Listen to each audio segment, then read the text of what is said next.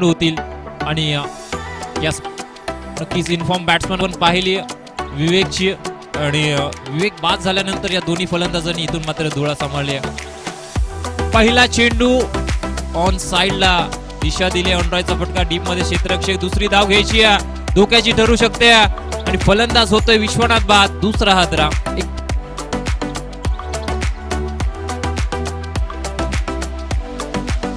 हा चेंडू सोडून दिला. पंचांगणे कटाक्ष हाताळत असताना टॉस साठी यायचंय मृणाल 11 आणि अमन नाईट रायडर्स.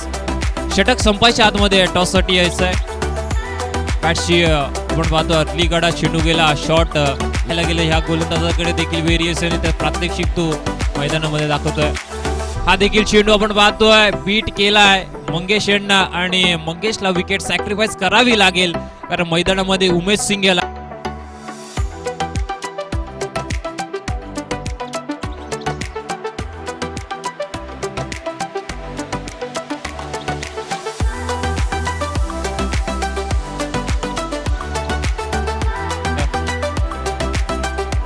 या धावसंख्येची माफी असावी. पुन्हा एकदा स्लोवर चेंडू गतीमध्ये परिवर्तन केलं गेलंय गोलंदाजाकडून आणि हा येईल डॉट बॉल.